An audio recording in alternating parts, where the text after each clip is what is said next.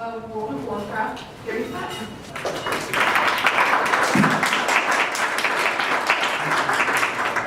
I didn't know there was going to be pizza. Should come more often. We should be playing. So, Game of Thrones.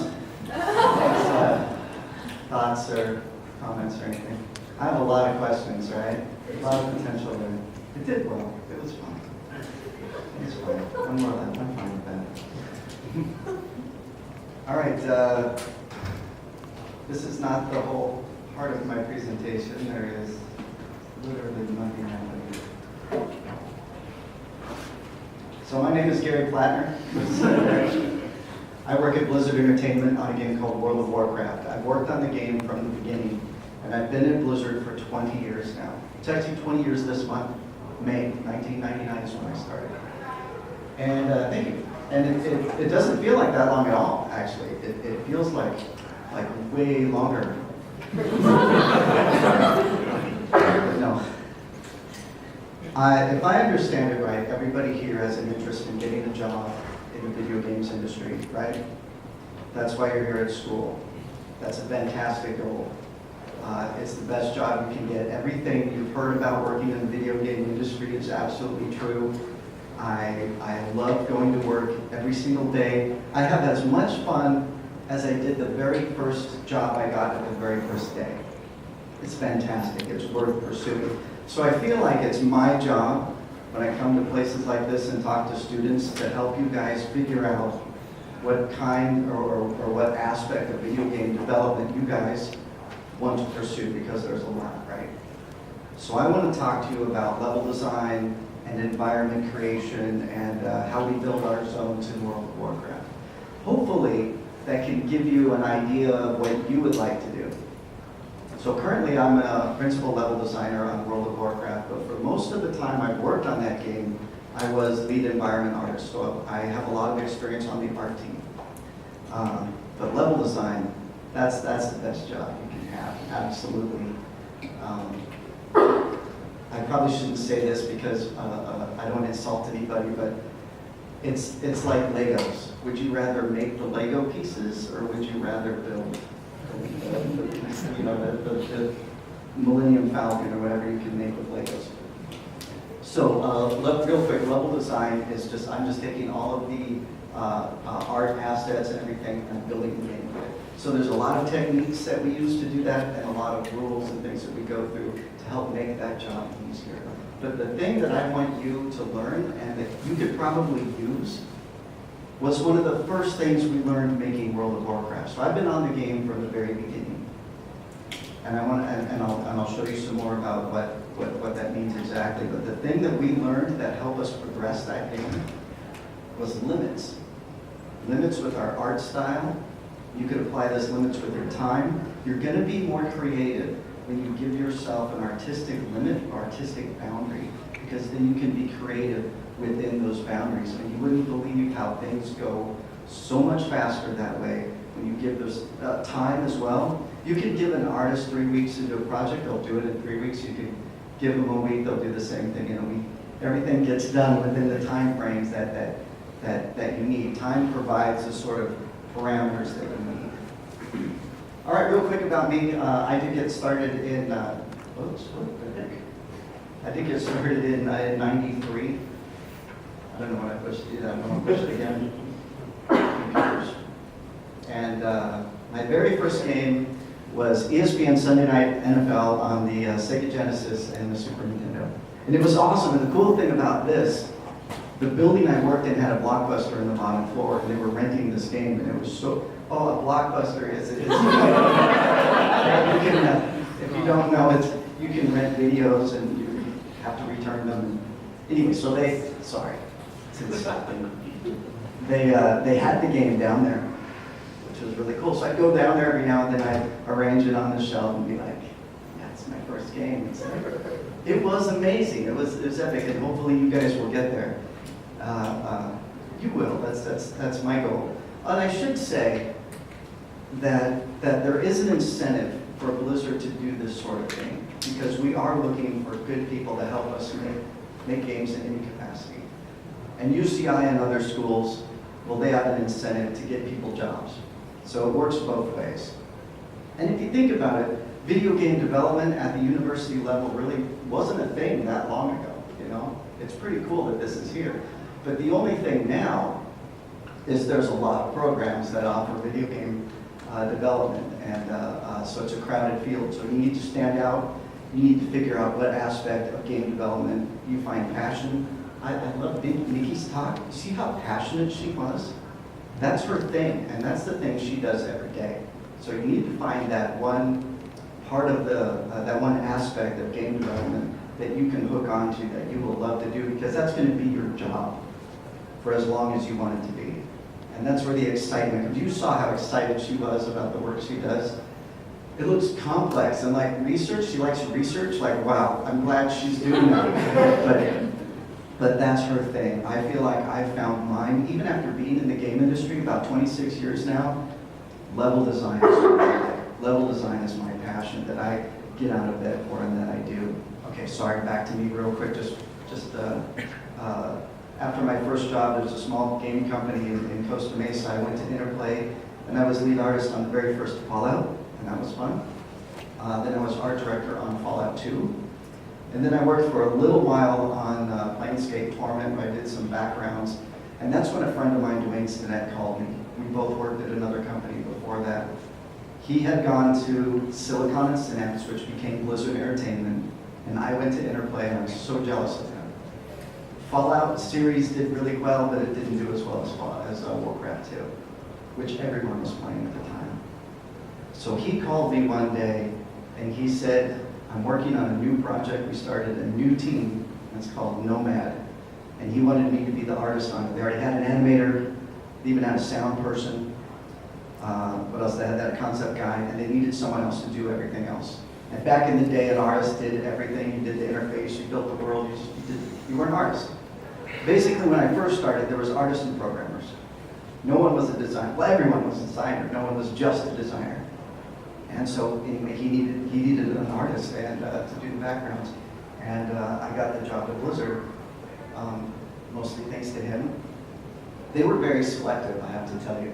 Blizzard was like the mafia. They were very careful about who they invited into their family, right? And here I had 6 years of experience. I was art director at a major company, and they're still like, yeah, we don't know. We're not sure. You know, it was kind of like dicey, and I felt like I kind of got in, and I had to prove myself. It was difficult. Blizzard was full of professionals. Not that Interplay wasn't, but they weren't. You could hide out there. It was a big company. You could get by.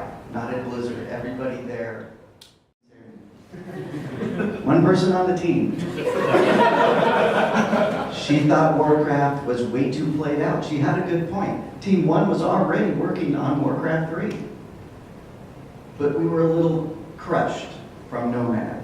And here we had an IP that had a history story, a great world that we could build on.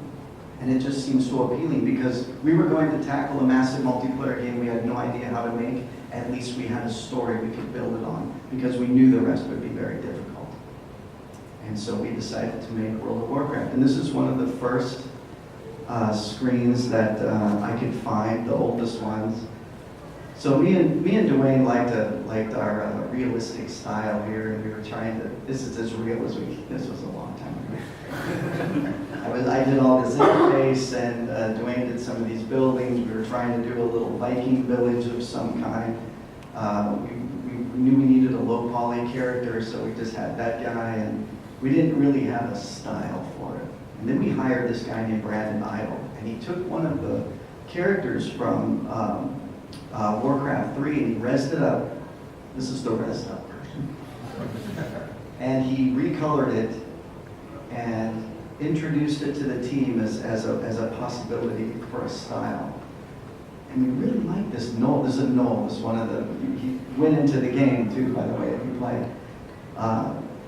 And so we looked at this guy, me and Bill Petrus. Bill Petrus is now the art director of Overwatch. He was our first sort of concept artist and later art director on World of Warcraft. We both liked it, and we started to look at this piece and analyze the details about how it was textured, and started to figure out the rules. So that's what I meant by finding your parameters and figuring out what the limits are to your art style. This really helped us because from here, we were able to make a world that would fit into this guy. So we started building Goldshire, and we put him right in the middle. As anyone familiar with World of Warcraft? It's one of the starting zones of the Alliance, and the very first zone we started to make. And so we put him in the middle, and we started to create tile sets and buildings and trees that would match his style. And we started to figure out how to do this, how to get this look. And we reworked and reworked Goldshire until we thought we were happy with it. And that's how we started to build the game. And that's when things started to take off. Things moved really quickly once we decided that that was our art style. And it lent itself really well to low poly too. So then we started to do things that we didn't know we needed to do. One of our second and third zones, Duskwood and Westfall or Darkshire, I knew that there was a moment there that we had to establish our story, because it's not a linear game. You're not just going to go to this place or that place next. We were hoping people would go through the gates of Darkshire and experience a new land that way. And so we figured out how to guide the player. And I knew when I started to make the gates and figure out how this introduction would look, I was influenced by Tim Burton at the time, and I wanted to put a bunch of a farm on either side of the gate. And the designers are like, well, what are we going to do with the farm? I mean, are we going to farm stuff there? I'm like, no, I just need some pumpkins. I just need something to tell a story of what this next zone is. I don't need it to do anything. I didn't have the wherewithal or the knowledge about how to guide a player, but I knew I wanted something there to tell the player where they were going next, you know? And I think I have some other pictures of goals there, or Duskwood. And it really sort of lent itself to this player experience and storytelling with our environment and with our zones. And it was really telling. Another thing we learned, and I know some game companies do this, whenever we make a zone, whenever we make an item even, you have to build it to know what else it needs or how far it can go. So we are inspired by the things we make to make other things. So I know other game companies will figure out their game style, right? They'll figure out the game design, how it's going to play, what everything is going to do, what everyone is going to do when they play it, and then stick to that. And they'll make things and they'll want to change it, but they'll be like, no, we're sticking to this one thing. We have a schedule, let's finish it. We don't do that. We give ourselves room to be inspired by the zones we make. We'll make some, for example, style of tree, and that'll influence someone else to make something else. You know what I mean? So we're inspiring ourselves, we'll change zones, we'll build new things as we go. It's important to do that. You have to let yourself be creative. You think about the process of making a painting, a few little strokes, those strokes influence how the rest of the picture look, and everything influences itself. So you have to give yourself that room to be creative with the new things. Another thing we learned is what nature can tell you, the stories nature has. The way things grow is a story in itself, right? And the problem, though, everybody is very familiar with natural things. They're very familiar with the way water carves through rock, the way waterfalls grow, the way trees grow. People are very familiar with it. You don't have to study nature and how it works to know when something is wrong. And that's when the problem comes in. If you don't do it quite right, people will think, oh, there's something not quite right about this. It just doesn't feel right. And now you've ruined your scene. Now you spoiled your background, because what we're making is a stage. And you could accidentally introduce a distraction when you didn't really want your zone to have a distraction. You needed to be accepted as reality. So my favorite part about game development, about zone development, is trying to duplicate nature, how things grow, how trees grow in groups, and the bushes and the plants and things that go around it, plus the stories they can tell. You can make a zone be scary with lighting, feel cold, lots of stories you can tell with nature. So I have a really cool example, several examples of doing that from the game. So this is a screenshot from, what is it, Battle for Azeroth. So this is an early workup for the zone. And a lot of our art team needed to know if all of their art pieces were working. They needed to see some more developed pieces of the zone to see if what they were making was going to work. So I went through some of this early stuff and worked it in as though we were going to ship it. And it turned into this nice lesson about what makes good level design. So we teach this to our new level designers to show the back and forth difference to why we do what we do and how we create nature. So this was before I tackled it, and this is after. So let me talk about what I did and break it down. So if you go back, you can see these little plants here, like this little guy, and there's one tree, and there's one of these, there's this one rock, and whatever this thing is, and these little flowers over here. You need to pick one thing.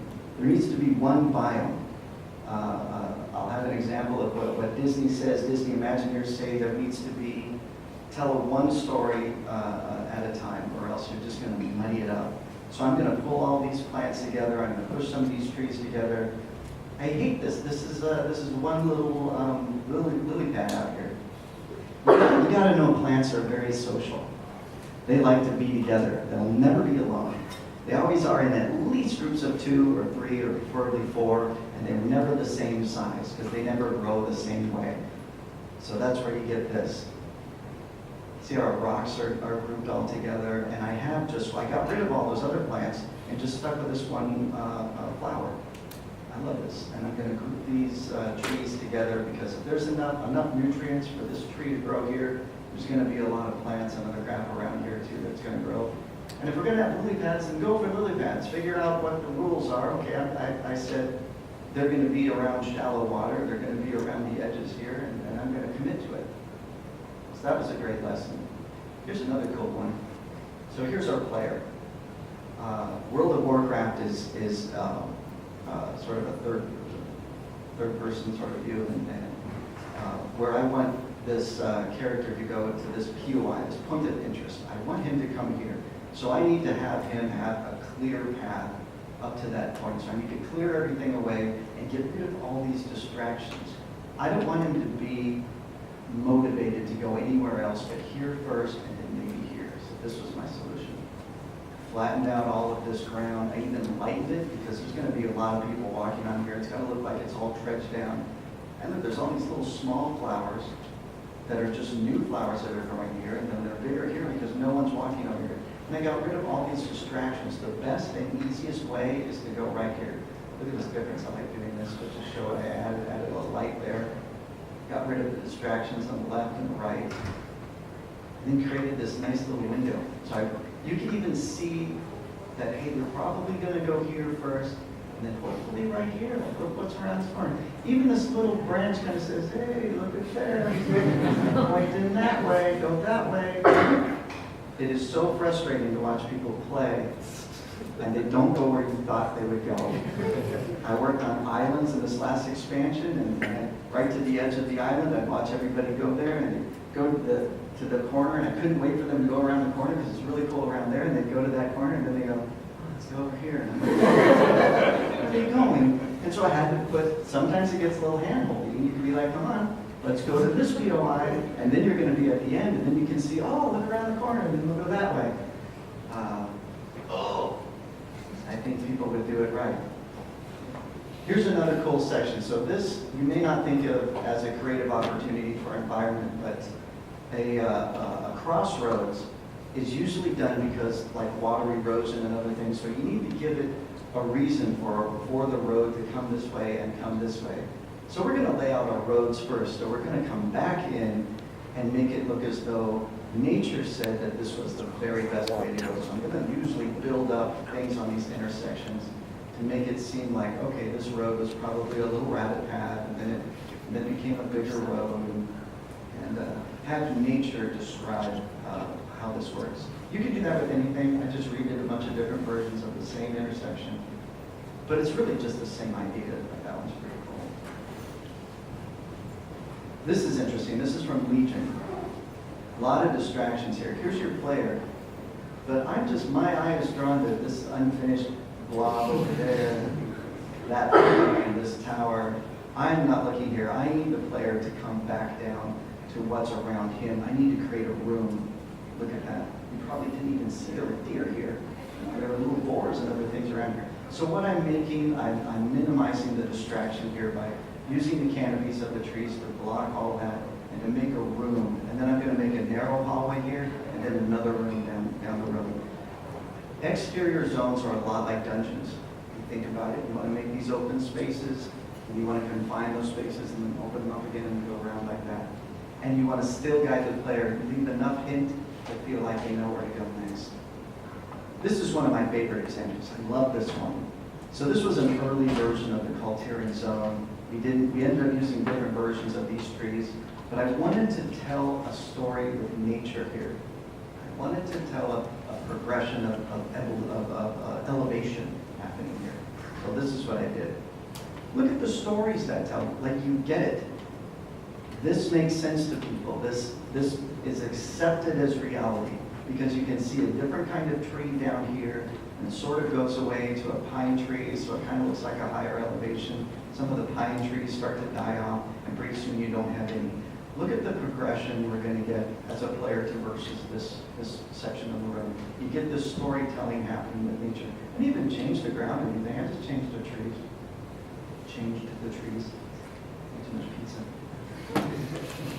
Isn't that cool? I think that's stunning. And look at the scale difference of the zone. It even feels bigger.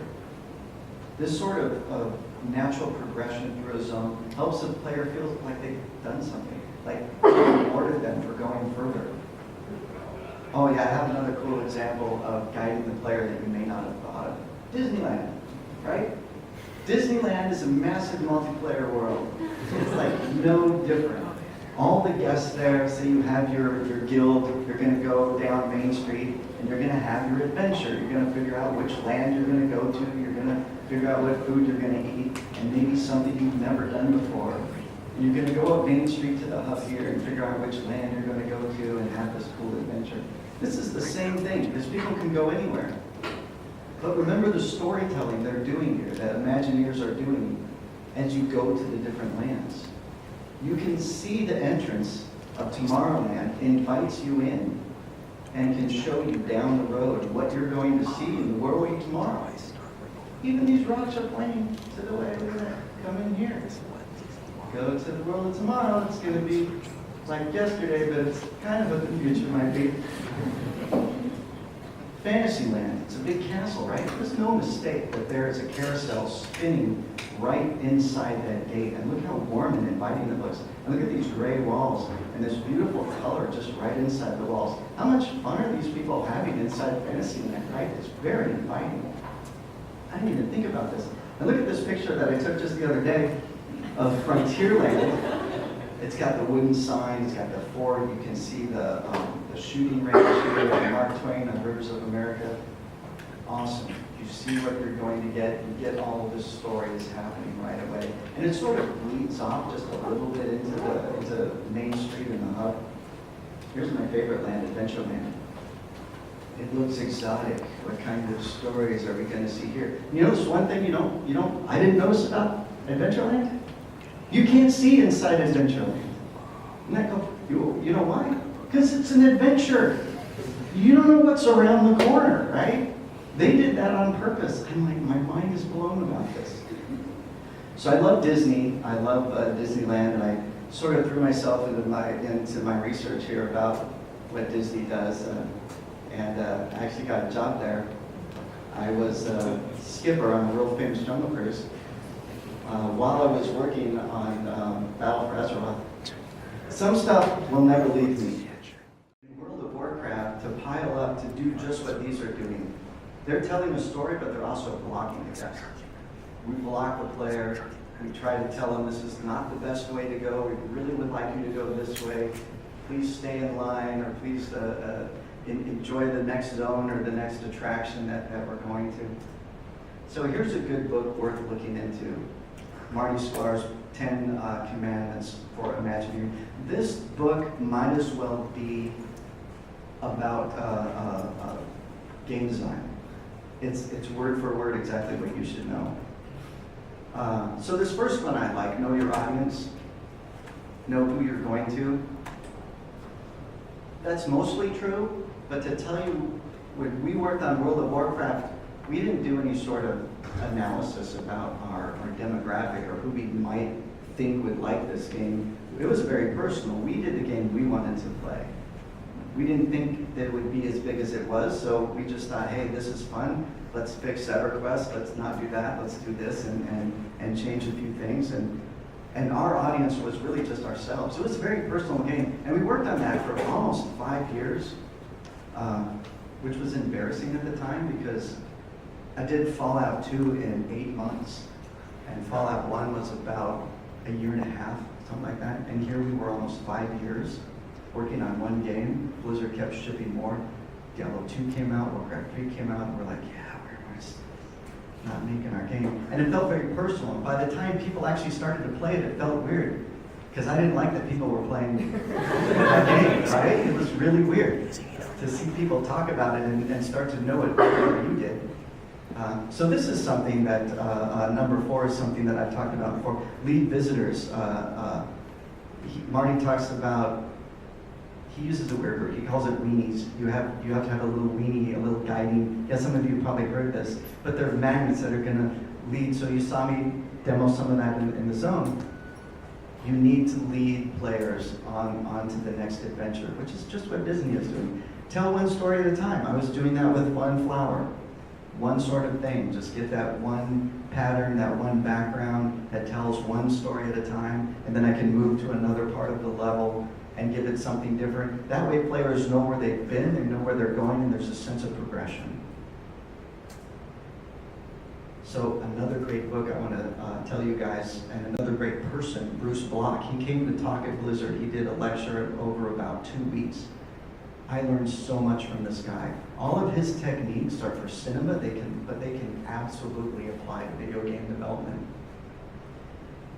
I learned the visual structure from this man and how to create intensity, okay? So one of his laws is contrast. It's not a law, it's advice. Contrast and affinity. This is super important. So during Missa Pandaria, we were trying to make a thick forest, and we're trying to make it feel very, very dense. And you can't just keep adding trees to make it feel dense. So you know what we did to make it feel thicker? We added a clearing, big open space. And now the forest had that contrast to the clearing, and it made it dramatic. It made it have impact. So you can apply that same techniques to how we build our levels and how we make our backgrounds. So this is what Bruce Block did. I don't know if I can do it as well as him, but I want you to describe what you see. I was going to turn off the lights, but that's all right. Describe the emotion of these colors. If you can, just shout it like I think they're very, it's very saturated, right? It's very bright. I don't know any other descriptors you can use to describe these colors. As Jimmy Lowe did this concept. It's very bold, right? A lot of blues, greens, almost every color is happening here. Now describe the color of this scene. Very little color. What do we see? A lot of gray. It's harder to see here. It's very muted, right? And it looks even more desaturated after seeing something that preceded it, right? So let's look at this and describe this. Oh, you can't even see it. There's some dark, shadowy trees. It's very spooky, very contrasty. So the point of this exercise, and if this was a darkened room, and I would show you this, and we would go back to this, look at the blues now that come out of here. Look at the color that now pops. That's what he talks about. What precedes the eye affects what you see before. So we can apply that zone-wide. So I made this little pie chart. This is meant to be your screen space. So the biggest green section would be the majority of your, like say, plants and things that have an affinity to each other, to itself. And then you'd have a smaller percentage, the light yellow, that would be a little contrasty to the major green parts. And then you can have something that's super contrasty. It could be something crazy to the end. This is what I mean. So I'm going to build my zone. So here's my affinity, right? I have a nice little tree section. I even added that little green bush on the bottom, only because the canopy is green itself. I want there to be a lot of affinity here. Even this, I know it's hard to see, but even this trunk has a little bit of green in it, a little bit of purple, and it's got a nice palette here that's not overwhelming. So that's what I mean by the larger section on that pie chart. This would be the smaller section, a little bit of contrast happening, but it still fits the zone. And that gives you room to add your about 10% of craziness that you can have, and you want that thing to be crazy. This is what Bruce Block was talking about. This is a nice, believable background. This is a stage. This tells the story I'm wanting to tell. You wouldn't believe how many times people get this wrong, even on our team. They'll put a dozen different bushes here and a different kind of tree, and you have to step back and say, no, you're not thinking about your affinity. If you want to have the contrast of those purple flowers, you need to create affinity around it in order for something to pop. If everything's at the same level, then nothing is. It's like, that's from that The Incredibles, if everyone's super moody. Exactly true. So you could use the same percentages to add almost anything. We've got a bunch of different varieties here. That's a good one. So you can add all kinds of different things, and the percentages work. This helped me figure out, this is a legitimate problem. This is something we had to solve. This was Argus, the home world of the Draenei. The level designers and the artists were legitimately struggling for how to figure out how to make these plants be cohesive and work together, you know? And they had this. So I stopped what I was doing and I went through and I tried to figure out my affinity and some of my percentages, and I wanted to change them. So I decided that I was going to make this blue piece sort of the main theme, because there's this blue, there's this light blue, there's some 2x4s over here. Get rid of those. Why would they even be there? And I'm trying to unify the palette here, and this is what I did. The art director looked at this and said, all right, here's our guidelines for this zone. And look what I did. I just used those percentages. I had these nice blues that sort of bleed out into the ground. I don't know what they were thinking with a texture like this for the ground, but that's fine. I tinted it a little bit with the vertex color. And so we have our nice little 10% color here, and then our nice affinity around it to make these sort of things pop. Since these two were so close, I peppered them in there a little bit too. And look at this. This is nice. This is acceptable. This is a good stage for our game to take place. Love that example. So not only can we do that in little POIs, we can do that zone-wide. So this is a technique we're still struggling with because this is difficult. So these are a bunch of different zones in our latest expansion. They're very different. But our problem, and something you should be aware of, is that we'll look at this stuff and we'll try to make everything an 11. We'll have these blinders on, and we'll just look at the zone and be like, we need more of this, and we need to make it that. Well, sometimes you don't. Sometimes a desert just needs to be a desert, and it needs to have that contrast of simplicity. Like I said, if everything's up here, nothing's going to be very special, and nothing's going to have that contrast. The zone should really be like this. This desert came out fine. It could have been less, in my opinion. We could have taken it down a little bit. Let the desert be simple. Let it be plain, because it's going to have a great contrast next to a swamp that you're coming out of.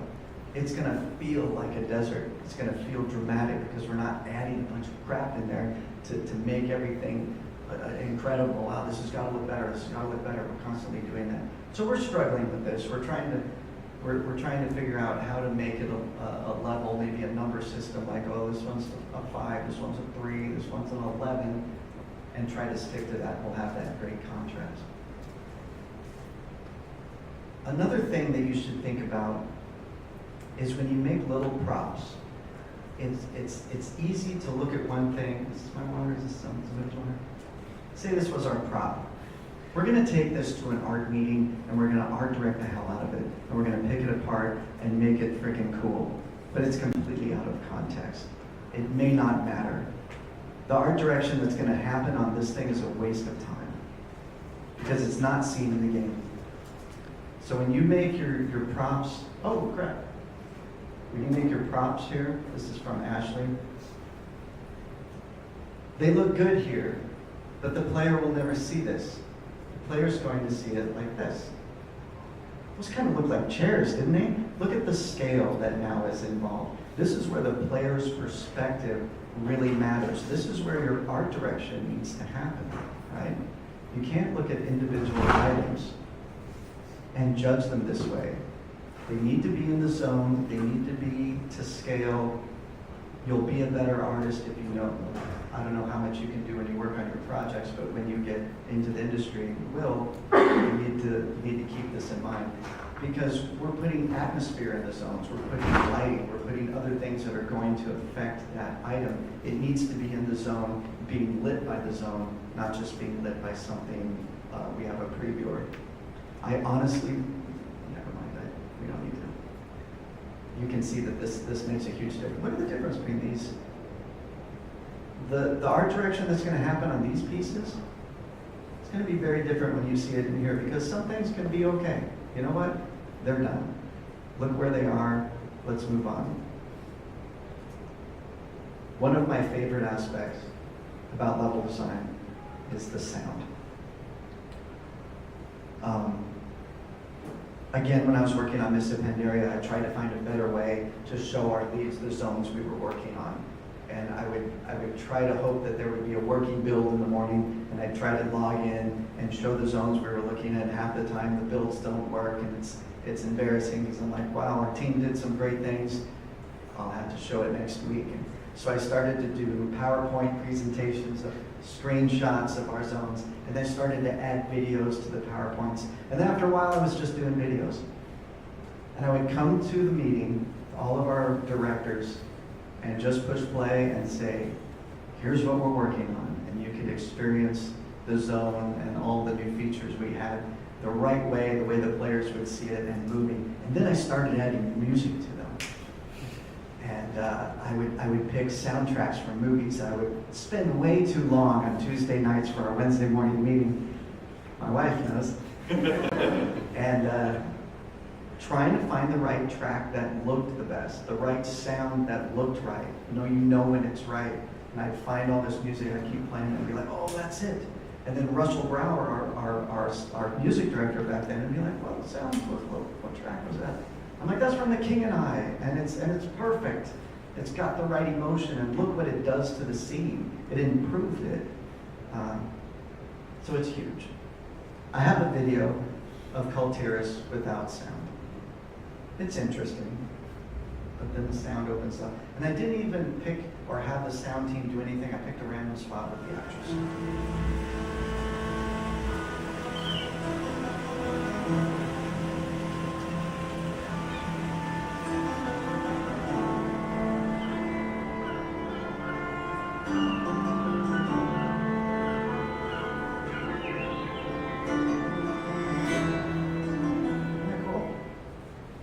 You could hear when the sun came out. You know, it made a difference. Birds started to chirp. When the rain stopped, there's so much you can do with sound. There's so much emotion you can add. I love it. So that's the basic thing. So define your story, find your parameters. Okay, find the limitations you can be creative within, either time or art style, guiding the player, just like at Disneyland. Create visual intensity, look at Bruce Block, and sound. So that's basically I think the biggest things that you can take away. And hopefully you've learned something. Level design's my favorite thing. Okay, I'd love to take any questions about working at a game company. So thank you. Sorry, that's it.